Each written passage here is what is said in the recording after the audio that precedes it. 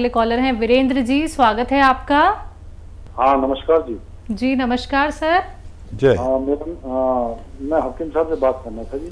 बात कर लीजिए जी बात हो रही भाई, बताएं क्या सवाल है। एक तो गुरु जी खसखस आप जो बताते हैं चक्की में पीस लें, एक तो ये सवाल है पहला। ठीक है। और एक ये है गुरु जी लहसुन, और ये आप बताते हैं ना चटनी, ये लहसुन अदरक, और ये इसमें नारियल मिला सकते हैं? ये जैसे नारियल का पानी है या नारियल मिलाते हैं आप, बालों के लिए बताते हैं नारियल, तो मैं उसमें नारियल का पानी मिला ले या नारियल मिला ले, चटनी सी बना ले, वो कर सकते हैं? एक ये सवाल है। ठीक है। हाँ बड़े अच्छे सवाल। पहले आपने बताया था ये एक एलोवेरा का सिरका जो बताया था, जैतून का सिरका जिसमें कीले डालनी है, खमीर डालना है, ये पहले एक सवाल आया था, काफी पहले की बात है जी जी। ठीक है, तो ये थोड़ा रिपीट कर दे गुरुजी, मुझे ध्यान नहीं इसके बारे में, मैं भूल गया हूँ। ठीक है। एक गुरुजी ये है पनीर अच्छा होता है या मशरूम अच्छा होता है? एक ही सवाल है ये। एक गुरुजी ये है पनीर अच्छा है हकीम साहब या वेज चीज अच्छी होती है या नॉन वेज अच्छी होती है? एक ये सवाल है गुरुजी। एक ये गुरुजी आपने बालों के बारे में बताया था, काल बाले जो होते हैं, सारी चीज हम उम्र लेनी है, ये हम वजन जो लेनी है, ये आंवला और ये कई सिकाकाई, रीठा, छोटी हरड़, ये जो बताई थी, तो इससे बाल काले नहीं हो रहे गुरुजी मेरे? जो मैं काफी लगा चुका हूँ, बाल काले नहीं हो रहे, पता नहीं क्या कारण हो रहा है। आपने सवाल किया कि वेज अच्छा होता है या नॉन वेज।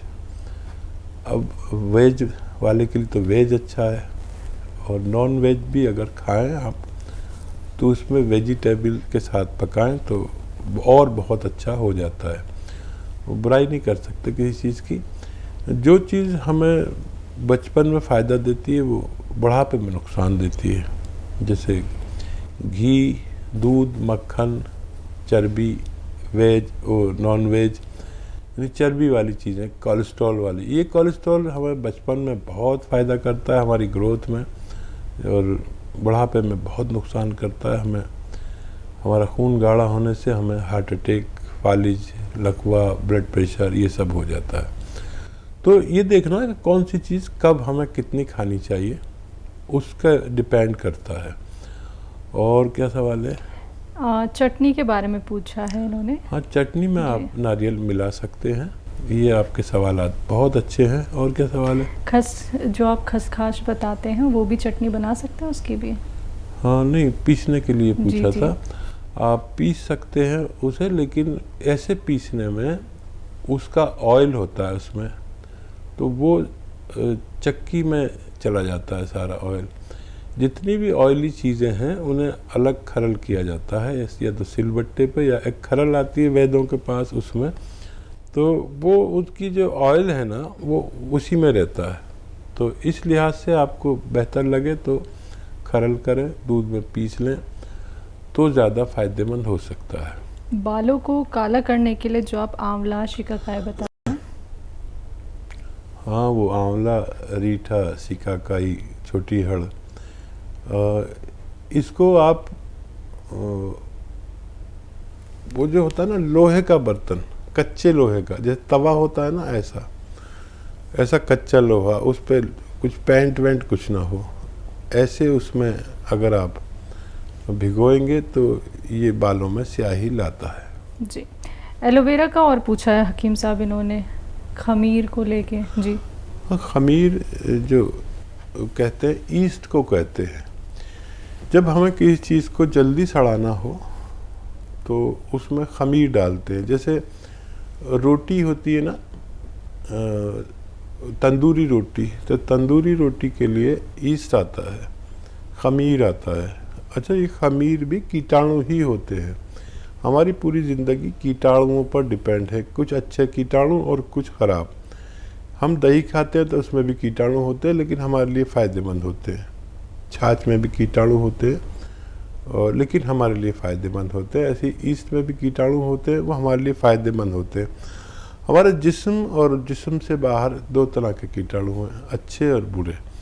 हमारे ऊपर बुरे कीटाणु हमला करते हैं, हमारे अच्छे कीटाणु उनका मुकाबला करते हैं। यही सब समझ लें तो वेज और नॉन वेज और इसका उसका फ़र्क ख़त्म हो जाए। जो आपको फ़ायदा करता है वो आपका अपना है, जो आपको नुकसान पहुंचाता है, चाहे वो आपका अपना ही हो, वो आपके लिए नुकसानदेह है। तो इसी पर पूरी ज़िंदगी है। इंसान दो ही तरह के होते हैं, अच्छे और बुरे। जब इंसानों की तादाद अच्छों की ज़्यादा हो जाती है तो पूरे भारत के लोग अच्छे हैं। अगर अच्छे लोगों की तादाद यहाँ ज़्यादा रहती है और बुरे लोगों की तादाद जब बढ़ जाती है तो सारे भारत के लोग बुरे, सबको बुरा कहना पड़ता है। तो यही बस हमारे जीवन है। आप इसे गहराई से समझ लें। आपके सवाल भी बहुत गहरे हैं और आपका एक सवाल और था, पनीर अच्छा है कि वो मशरूम अच्छा है। अच्छा, मैं इन दोनों में से कोई चीज़ नहीं खाता, लेकिन दोनों चीज़ें अच्छी हैं। मैंने आपको बताया ना कि कुछ चीज़ें मैं नहीं खा पाता, ये मैंने बचपन से नहीं खाई हैं, तो ना मशरूम और ना पनीर, जबकि दोनों चीज़ें बहुत अच्छी होती हैं। इस पर रिसर्च हो चुकी है और पनीर ज़्यादा अच्छा है अगर शुद्ध उसका होना, दूध का। आजकल शुद्ध होना बहुत मुश्किल है, इंसान का भी, पनीर का भी।